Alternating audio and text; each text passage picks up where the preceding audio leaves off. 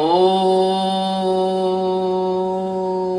ब्रह्मानन्दं परमसुखदं केवलं ज्ञानमूर्तिं द्वन्द्वातीतं त्रिगुणरहितं तस्यमस्यादिलक्ष्यम् एकं नित्यं विमलमचलं सर्वधी साक्षिभूतम् भावातीतं गगनसदृशं सद्गुरुं तं नमामि। गीता के अध्याय 2 का ये जो है आज का जो श्लोक है वो 66वां श्लोक है, 66। इस श्लोक में भगवान श्री कृष्ण कह रहे हैं कि नास्ति बुद्धिर्युक्तस्य न चायुक्तस्य भावना न चाभावयतः शांतस्य कुतः सुखम। संधि विच्छेद के अनुसार न अस्ति बुद्धि अयुक्तस्य, न अस्ति बुद्धि अयुक्तस्य, न च अयुक्त भावना, न च अभावयतः शांति अशांतस्य कुतः सुखम। इसका अर्थ है कि न यानी नहीं, अस्ति यानी होती है, बुद्धि यानी निश्चयात्मकता बुद्धि, अयुक्त रूप न जीते हुए मन और इंद्रिय वाले पुरुष में, न यानी नहीं, च यानी और, उस अयुक्त से अयुक्त मनुष्य के अंतःकरण में भावना भी है ना, न यानी नहीं, च यानी तथा, अभाव यथा यानी भावनाहीन मनुष्य को, शांति यानी शांति, अशांतस्य यानी शांति रहित मनुष्य को सुखम यानी सुख, कुतः यानी कैसे मिल सकता है। भगवान कहते हैं कि हे अर्जुन, न जीते हुए मन और इंद्रियों वाले पुरुष में निश्चयात्मक बुद्धि नहीं होती और उस अयुक्त मनुष्य के अंतःकरण में भावना भी नहीं होती तथा भावनाहीन मनुष्य को शांति नहीं मिलती और शांति रहित मनुष्य को सुख कैसे मिल सकता है। ये इसका शाब्दिक अर्थ है। इसका जो गूढ़ अर्थ है वो ऐसा है कि सद्गुरु भगवान सच्चिदानंद परमात्मा श्री कृष्ण महाराज, अनंत कोटि ब्रह्मांड नायक, राजाधिराज, बस देखा जाए तो बस वो अकेले ही सम्राट हैं। ये जो मनुष्यों द्वारा निर्मित जो इस प्रकार का संबोधन दूसरों के लिए किया जाता है वो भगवान श्री कृष्ण के लिए ही उचित है, राम के लिए उचित है, भगवान शंकर के लिए उचित है, बाकी और किसी के लिए संबोधन उचित नहीं होना चाहिए। तो जो भगवान है वो अपने प्रिय शिष्य अर्जुन के माध्यम से सारे जगत को कर्म योग का संदेश देते हुए आगे कहते हैं, क्या कहते हैं कि हे अर्जुन, जिस मनुष्य में इतनी बुद्धि नहीं होती कि उसके अंदर जो परमात्मा की अस्थि यानी मौजूदगी है, उसे इतनी भी समझ नहीं होती कि मनुष्य का की जो अस्थि है, मनुष्य की जो अस्थि है वो इसलिए है कि परमात्मा उसमें है, इसलिए मनुष्य का जीवन, मनुष्य में जीवन है। और यह मनुष्य का जो जन्म है यह आत्म साक्षात्कार करने को मिला है। पशु जो होते हैं ना, गधे, कुत्ते, बिल्ली, ये भी तरह तरह के भोग कर लेते हैं। ये मनुष्य का जो शरीर है वो गधे, कुत्ते, बिल्ली की तरह भोग करने को नहीं मिला है। कहते हैं कि जिसमें इतनी समझ भी ना आए, मुंह दिखाने के काबिल नहीं है, जिसने हीरा सा जीवन ये पाके खोजा आत्मा न निज को भुला के, जिसमें इतनी समझ भी ना आई, मुंह दिखाने के काबिल नहीं है, नाम सतगुरु का दिल से न भूलो। ये भुलाने के काबिल नहीं है, बड़ी मुश्किल से नर्तन मिला है, यूं गवाने के काबिल नहीं है। तो इसको इतनी भी बात समझ में नहीं आई है कि कुत्ता, बिल्ली और गधे इनके जन्मों में उस व्यक्ति ने ये तरह तरह के भोग भोग लिए। क्या तुमने खाया नहीं? क्या तुमने पिया नहीं? कैसे कैसे मादाओं के साथ तुमने व्यवहार नहीं किया, लेकिन अभी तक तुम्हारा मन नहीं भरा। ये मनुष्य का जन्म इसके लिए नहीं मिला था जिसके लिए तुम समझ रहे हो। तो उस व्यक्ति की जो बुद्धि है वो परमात्मा को जानकर उसमें जागने की निश्चय रूपी नहीं होती, ये भगवान कह रहे हैं। उसे कर्म करने का कौशल भी नहीं आता, योग कर्म सुकौशलम भी नहीं आता। वह परमात्मा से योग यानी जुड़ने की इच्छा भी नहीं कर सकता, इसलिए वह परमात्मा से अयुक्त रहता है। अयुक्त मतलब टूटा हुआ, ब्रेक है ना, अयुक्त रहता है। और उसका जो अंतःकरण है वो ऐसा जाल बुनता है, उसके लिए ऐसा जाल बुनता है जैसे कोई मकड़ी जाल बुनती है, उसमें कोई कीड़ा फंस जाता है, फिर मकड़ी उसको काट काट के खाती है। ऐसे ही यह मनुष्य का अंतःकरण जीवात्मा के लिए ऐसा जाल बुनता है, उस जाल में वो फंस जाता है। परिवार के जाल में, आसक्ति के जाल में, मित्रों के जाल में, देह की सुखों के जाल में, धन कमाने के जाल में, वासना के जाल में ना, तरह तरह के भोजन करने के जाल में। इतने इतने जाल हैं, कहाँ तक बचोगे बेटा? तो उस मकड़ी की तरह यह माया उसको खा जाती है। और इंद्रियों की वासनाओं का जो कोलाहल है, विषयों का कोलाहल है, उसमें वो इतना व्यस्त है और इतना व्यथित है कि एक के बाद एक तनाव, एक के बाद एक कार्य, एक के बाद एक व्यवहार उसके जीवन में आते रहते हैं। वो कभी भी चैन से नहीं बैठ सकता। उसे नश्वर भोग वासनाओं की पूर्ति के साधनों के लिए अपना शरीर और संसार के आगे कुछ भी दिखाई नहीं देता। अभी सत्यबोध एक जगह गए थे किसी काम से, वहां उन्होंने उनसे कहा कि गुरु महाराज आ रहे हैं दिल्ली में और उनका ध्यान शिविर है। तो सामने वाले व्यक्ति अति संपन्न व्यक्ति थे और अच्छी उम्र के भी व्यक्ति थे। उनकी पत्नी पूछती कि ध्यान क्या होता है, क्या ये ध्यान शिविर क्या होता है? वो जीवन के 60-65 साल हो गए, 65 साल की बहन पूछ रही है कि ध्यान क्या होता है, बताइए। तो ऐसे उनको ये पता ही नहीं है, शरीर के आगे कोई दिखाई नहीं देता है। अस्तित्व की जो मौजूदगी है ना, उसके बारे में बड़े भ्रमित हो जाते हैं। बुद्धि उनकी केवल संसार के, शरीर के भोगों में, शरीर के संबंधों में, सामाजिक प्रतिक्रियाओं में, रिश्ते नातेदारों में उलझ के रह जाती है। ऐसा जीवन में अयुक्त पुरुष कभी भी परमात्मा की प्राप्ति के बारे में सोच भी नहीं सकता, उसके अंदर वो भावना भी उत्पन्न नहीं हो सकती। उसका मन, उसकी बुद्धि उसे परमात्मा की मौजूदगी भी है कि नहीं, अस्थि भी है कि नहीं, ये बात में भी बड़ी शंका डालती है। वो कहता है भैया परमात्मा परमात्मा किसने देखा है, कहाँ चक्कर में पड़े हो, हमको भी काम करने दो, आप भी काम करो, कहाँ की बातें लेके बैठ गए हो। हमको मीटिंग में जाना है, एग्जीक्यूटिव मीटिंग है, फलाना है, हमारा देखो कितना बड़ा व्यापार है, तुम्हारे पास तो 2 कौड़ी नहीं है, तुम तो लगे हो ऐसी फालतू की बातें करने में। ऐसी बातें कहेगा। वो कहेगा परमात्मा क्या होता है, बताओ क्या परमात्मा, बताओ। परमात्मा कोई वस्तु है जिसको बता देंगे? परमात्मा कोई सामान है क्या?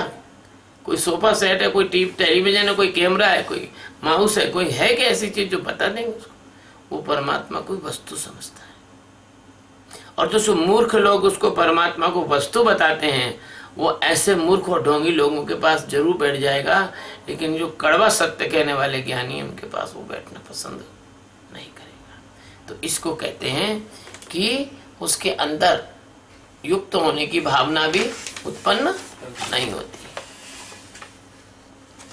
बस उसका जो भी कुछ है दुनिया में, जितना भी कुछ है, बस उसका घर, उसका संसार, और बस विषय ही उसको सत्य लगते हैं। जो संसार के विषय होते हैं ना, बस वो ही उसको सत्य लगते हैं, बस इसके अलावा कुछ सत्य नहीं लगता। वो जरा जरा सी बातें होती हैं उसमें अशांत हो जाता है, जरा जरा सी बातें होती हैं उसमें अशांत हो जाता है। थोड़े थोड़े समय में उसके निश्चय बदलते रहते हैं। व्यक्ति ये निश्चय नहीं कर पाता कि जीवन की सर्वोच्च प्राथमिकता योग है, परमात्मा से मिलना है, किंतु ऐसा उस करने से उसकी जो बुद्धि होती है, उसकी बुद्धि इसके लायक ही नहीं है। उसकी बुद्धि इतनी मूढ़ है, जैसे बर्फ की चट्टान उत्तरी ध्रुव पर रखी है और तुम सोचो कि वो नदी की तरह पिघल जाए, तो वो तो नहीं पिघलेगी, क्योंकि बर्फ की चट्टान माइनस टेम्परेचर में तो पिघल नहीं सकती है। तो उसकी जो मूर्ता होती है, उसकी इतनी सारी विधाएं, इतने सारे प्रकार हैं, उसकी जो गहन मूर्छा है, उसमें इतनी सारी चीजें हैं, वहां सब कुछ है उसके पास। कहते हैं वर्क इज वर्शिप, कार्य पूजा है। लो, ये एक नई मूर्छा उसकी, पाश्चात्य देशों से आई है। वो कहता बस हमारा तो यही है कि हम तो हमारे माता पिता की सेवा करें, बस यही हमारा धर्म है, बाकी हमको परमात्मा से क्या करना। लो, हम मना भी नहीं कर सकते, उसको ये कह भी नहीं सकते कि तुम माता पिता की सेवा मत करो। वो कहे बस हम तो माता पिता की सेवा। बोले अरे हम तो हनुमान जी के मंदिर जाते भैया रोज, और वहाँ हनुमान चालीसा का पाठ करते हैं, बस ये हमारा काम है। अब उसको ये भी नहीं कह सकते कि तो हनुमान जी के मंदिर मत जा। भाई उसको ये कह सकते हैं हनुमान जी के मंदिर भी जा, हनुमान चालीसा भी पढ़ और ध्यान भी कर। तो कहता है ध्यान करने की क्या जरूरत है, हनुमान जी तो सब कर देंगे। हनुमान जी तेरे को सब कर देंगे, हनुमान चालीसा पढ़ने, लेकिन उस हनुमान चालीसा तूने पढ़ा तो उसमें लिखा है कि आपन तेज समारो, वहां पे तीनों लोग हाँकते कांपे। तूने आपन तेज कब समारा? आपन तेज मतलब आत्मा का ज्ञान, आत्मा का ज्ञान किया क्या तूने? तो इस प्रकार से कई प्रकार के धार्मिक अंधविश्वासों, कर्म कांडों में वो फंस गए, है ना, और उनमें लग जाता है और कहता नहीं अब भाई देखो भाई हमारा क्या है कि हम तो भाई सेवा करते हैं, हम तो सेवा करते हैं।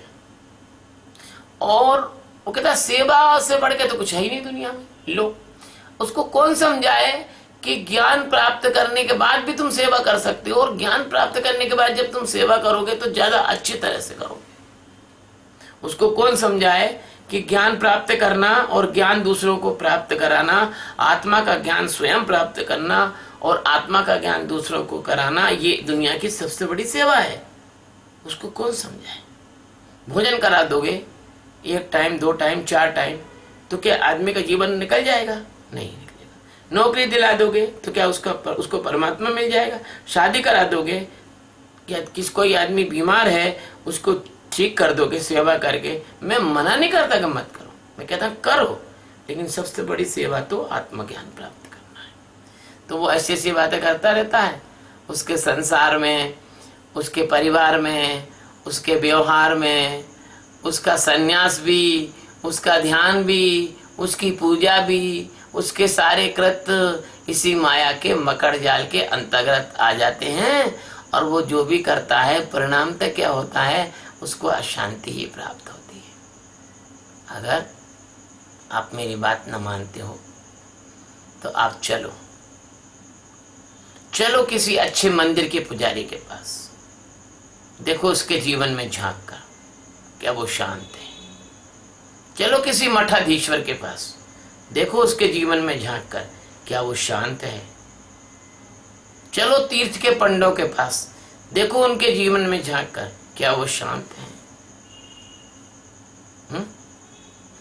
तुम देखोगे, सूक्ष्मता से देखोगे कि उनकी अशांति तुमसे भी ज्यादा है।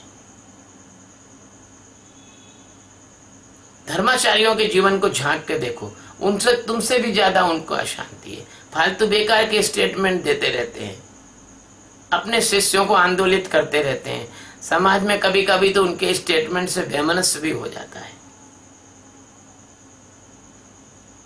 तो इस प्रकार से यह जो अंदर की अशांति है मनुष्य की, वो उसके जीवन के हर आयाम में मिलती है। वो जिसे धर्म समझता है उससे भी वो अशांत होता है। अगर ऐसा ही है, अगर व्यक्ति तुम्हारे इससे शांत होता होगा तो इस पूरे जगत में करोड़ों अरबों लोग हैं जो धार्मिक हैं और धार्मिक कृत्यों में लगे रहते हैं, तो वो अशांत क्यों है? फिर ये संसार इतना अशांत क्यों है? मैं नाम नहीं लेना चाहता हूं। एक महात्मा जी, उनके 6 करोड़ शिष्य, वो सीना ठोक के कहते हैं कि मेरे 6 करोड़ शिष्य। भारत की 100 करोड़ जनता में, हिंदू जनता में उनके 6 करोड़ शिष्य, मतलब 6%। तो क्या 6% लोग शिष्यत्व प्राप्त करके, और यदि उनके जीवन में शांति घटित हो जाए और एक एक आदमी अगर 10-10 लोगों को भी शांति के का पाठ पढ़ा दे तो पूरा भारत से शांत हो जाता, अभी तक आनंदित हो जाता। लेकिन ऐसा नहीं है। ये सिद्ध करता है कि आप जो लोग हैं वो जो भी कुछ करते हैं उसमें आपको शांति नहीं मिल रही है। जो कुछ करते हैं अशांति बढ़ती है।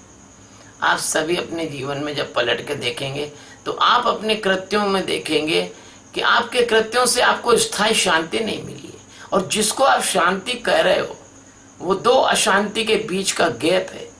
एक अशांति अभी गई है और दूसरी आने वाली है, उसका गैप है। जब तक आप शांति का एकमात्र अकेला स्रोत कोई है तो वो है अस्तित्व परमात्मा। जब तक आप उस अस्तित्व परमात्मा से युक्त नहीं हो जाते, अयुक्त है तो अशांत है, और युक्त होंगे तभी आप शांत होंगे। तो रामचरितमानस जो पढ़ते हैं या सुंदरकांड जो पढ़ते हैं उनको मालूम है कि सुंदरकांड की शुरुआत होती है शांतम शाश्वतम अप्रमेयमनघम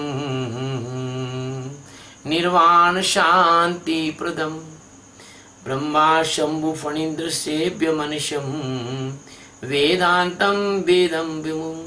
बताइए, तो शांतम शाश्वतम अप्रमेय मनगम निर्वाण शांति प्रदम, है ना। जीवन में इस प्रकार की जो निश्चयात्मकता बुद्धि यदि आ जाए, जिसका कि आप जगत में अभाव देख रहे हैं, तो ही शांति आ सकती है। अन्यथा वह व्यक्ति शांति को प्राप्त नहीं कर सकता। और अशांति उसकी फजीती, उसकी दुर्दशा करती चली ही आ रही है और करती चली जाएगी।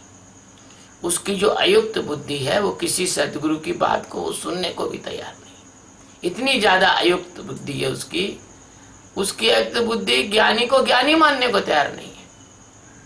वो ज्ञानी किसको मानता है? वो ज्ञानी उसको मानता है जो उसकी बुद्धि के तराजू पे फिट हो जाए। वो ज्ञानी उसको मानता है कि जो उसको नचाए, कुदाए, चिल्लाए, वो उसको इस प्रकार की साधना कराए जिससे उसकी इंद्रियों में मजा आए, उसको वो मानता है। अरे साहब क्या ज्ञानी है, क्या भजन सुनाया, क्या संगीत बजाया। अरे भैया, ये तुम्हारे को अच्छा लगा ना, तुम्हारी इंद्रियों को पसंद आया ना, इसलिए तुम तारीफ कर रहे हो। इसलिए उसकी जो बुद्धि इतनी भ्रष्ट हो गई है, वो ज्ञानी को मानने को तैयार नहीं है। बस ढोंगी उसको अच्छे लगते हैं। क्यों अच्छे लगते हैं?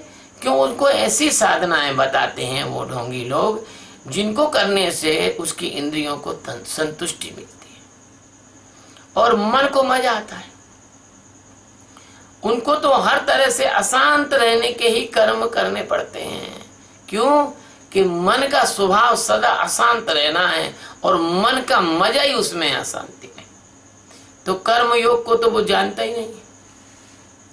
वो पूरे के पूरे जीवन भर शांति का कोई उपाय नहीं करता। ऐसे व्यक्ति को शांति कैसे प्राप्त हो सकती है? ऐसे व्यक्ति को शांति कैसे प्राप्त होगी जो व्यक्ति कभी शांति के उपाय ही नहीं कर सकता? कौन सा काम कर रहे हो आप लोग जो शांति आपको प्राप्त हो जाए? पैसा प्राप्त हो रहा है क्योंकि पैसा कमाने के उपाय कर रहे हो। पढ़ाई की डिग्री मिल रही क्योंकि डिग्री पाने का उपाय कर रहे हो, है ना, लेकिन शांति पाने का क्या उपाय कर रहे हो? एक भी उपाय नहीं कर रहे हो, है ना। तो ऐसे व्यक्ति हमेशा अशांत होते। शांत शब्द का अर्थ जानते हो? साधन अंत, जिसने इस जगत की माया का अंत देख लिया हो, the last end of illusion. अगर आपने जगत की माया का अंत देख लिया है तो आपको शांति प्राप्त हो जाएगी। क्यों? कि केवल वही शांत है जो अंतिम सत्य परमात्मा को जानता है। केवल और केवल वही व्यक्ति शांत हो सकता है जो परमात्मा को जान पाया हो, और बिना परमात्मा को जाने और बिना परमात्मा अपने अंदर मौजूद परमात्मा का साक्षात्कार किए शांति मिल नहीं सकती। और आप जिस व्यक्ति से अगर आप परिचित हैं, है ना, मैंने आपको बोल ही दिया कि अगर कोई कहे कि मैं शांति में हूं तो समझ लो कि बस अगली अशांति की तैयारी कर रहा है। दो अशांति के बीच का गैप है उसमें, है ना। तो एक व्यक्ति जो है वो कब शांत हो सकता है? जब वो अपने अंदर मौजूद परमात्मा को जान ले, और वही व्यक्ति सुखी हो सकता है। यहाँ जो सुख शब्द आया है वो सुख नहीं, आनंद के बारे में आया है। सुख लिखा है क्योंकि वो तुक नहीं मिलती इस श्लोक की, इसलिए वहाँ सुख लिखा है। उस सुख का अर्थ आनंद है ना। क्योंकि उसकी जो बुद्धि है, उसकी जो बुद्धि है, उस बुद्धि के में वस्तु के प्रति उसको सुख का बोध होता है ना। और परमात्मा कोई वस्तु तो है नहीं, परमात्मा तो ऐसी कोई वस्तु है नहीं, है ना। और जितनी वस्तु वो देखते हैं उसकी मौजूदगी है नहीं है, क्योंकि वो भ्रांति है। और परमात्मा वो दिखता नहीं है या समझ में नहीं आता, लेकिन उसकी अस्थि है। तो वस्तु में उसकी बुद्धि फंसी हुई है, और बुद्धि में वस्तु की मौजूदगी यानी अस्थि नहीं हो सकती, है ना। तो उसमें जब बुद्धि में वस्तु की अस्थि नहीं हो सकती और इसकी बुद्धि वस्तु में फंसी हुई है ना, तो उस व्यक्ति में क्या है कि उस व्यक्ति के जीवन में जो जागृत अवस्था है उसकी एक भ्रांति पैदा हो जाती है। ऐसा व्यक्ति कितना भी पूजा पाठ करे, गीता की जो कसौटी है, गीता के जो पैमाने हैं, उसके हिसाब से हम उसको नास्तिक मानते हैं। क्यों? कि तुम अपने अंदर मौजूद परमात्मा को तो जानते नहीं हो, अपने अंदर मौजूद परमात्मा को जानने में विश्वास करते नहीं हो, तो तुमको आस्तिक मान कैसे ले? तुम तो जगत की वस्तुओं में परमात्मा को भी वस्तु की तरह तुम मान रहे हो, जो कि जगत तो झूठा है। उमा कहूँ मैं अनुभव अपना, और सत हरि भजन जगत सब सपना। तो जगत तो झूठा है, तो तुम्हारा प्रोजेक्टेड किया हुआ परमात्मा भी झूठा है। लेकिन हाँ, जो परमात्मा अंदर है वो इसलिए झूठा नहीं है कि वो परमात्मा उपनिषदों में भी वर्णित है, गीता में भी वर्णित है, और आज तक जितने ज्ञानी सदगुरु हुए उन्होंने उसी परमात्मा की चर्चा की है। इसलिए वो परमात्मा उसकी अस्थि है, और उसकी अस्थि जो नहीं मानता वो नास्तिक है। और जो आदमी इन लोगों के बनाए हुए परमात्मा को मानता है, वो मेरे हिसाब से वो आदमी, गीता के हिसाब से भी वो आदमी नास्तिक है। इसलिए धार्मिकता और नास्तिकता और आध्यात्मिकता और जागरण ये बहुत अलग अलग चीजें हैं। इनको बहुत गहराई से समझने की जरूरत है। कभी समय आएगा तो बताएंगे। तो ये जो है उसका जो आत्म स्वरूप में उसकी निश्चयात्मक बुद्धि यानी आत्मा को जानने की जो जिज्ञासा होती है वो उसमें होती नहीं, उस व्यक्ति में वो होती नहीं। तो यह श्लोक उनके लिए है, किनके लिए? जो जिज्ञासु नहीं है। यह श्लोक विधेयात्मक नहीं है, ये निषेधात्मक श्लोक है। अर्थात परमात्मा सदगुरु से जुड़ने की भावना भी उस व्यक्ति में नहीं होती, और उसका मन उसे मूर्ख बनाता रहता है और बनावटी धर्मों में, बनावटी कर्म कांडों की ओर ले जाता है।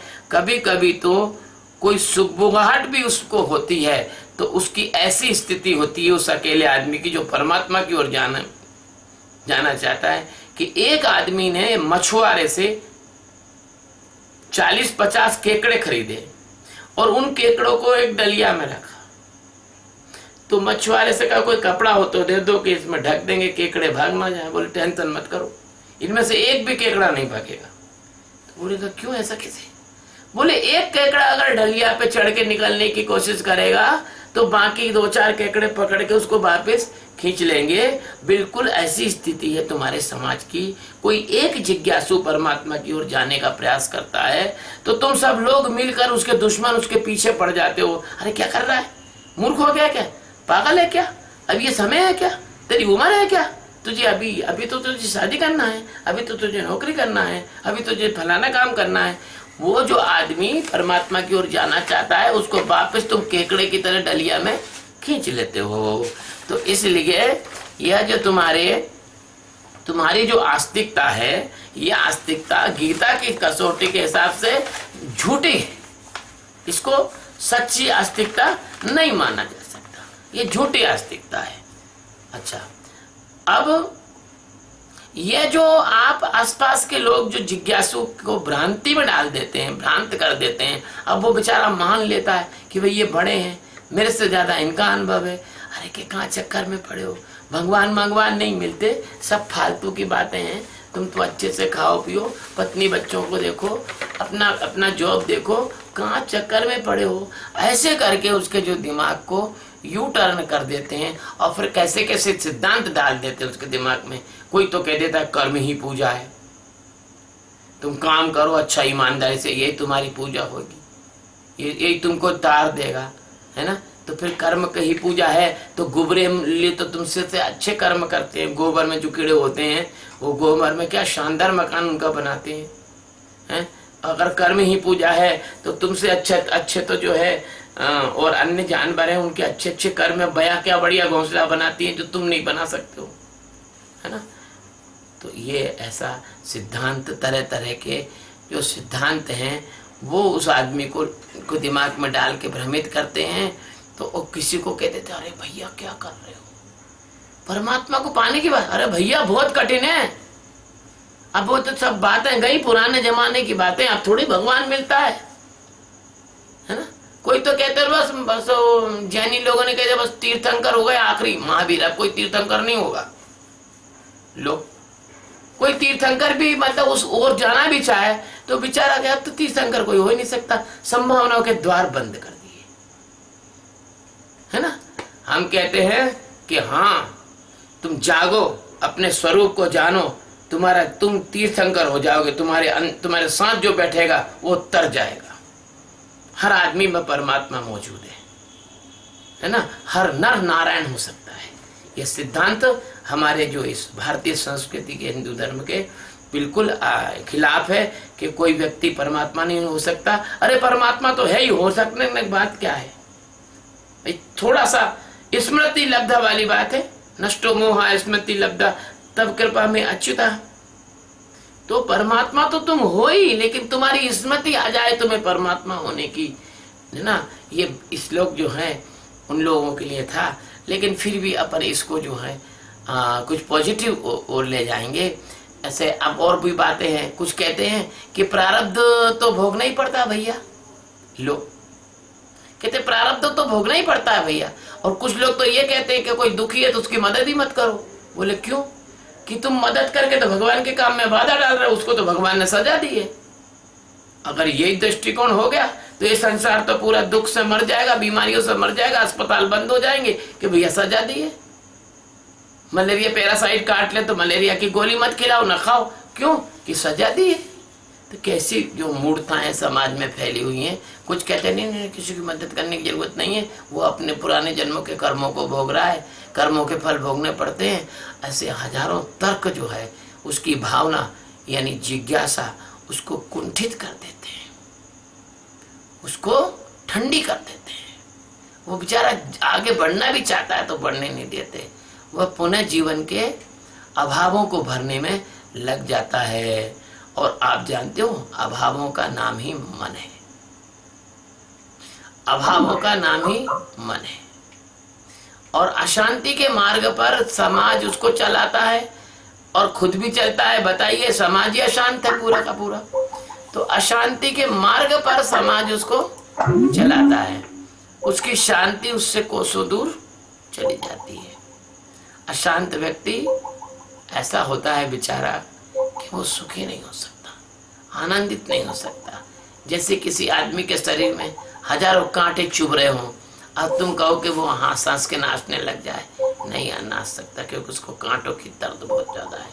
तो इस तरह से तुम्हारे जीवन में इतनी सारी अशांति है, इतनी सारी चुभन है, और उसका मुख्य कारण क्या है कि तुम अयुक्त से, यानी तुम अपने निस्वरूप से जुड़े नहीं हो। अगर तुम्हें इन सब से मुक्ति पाना है तो तुम्हें अपने निस्वरूप से जुड़ना पड़ेगा। तो मन के तन पर कभी भी तुम अशांति के अलावा तुम कुछ नहीं पा पाओगे। जो मन का तल है वो हमेशा अशांति का तल है। इसके लिए तुम्हें अगर शांति प्राप्त करना है तो तुम्हें मन से हटना पड़ेगा। सुखी तभी हो सकते हो जब तुम मन से हट जाओ।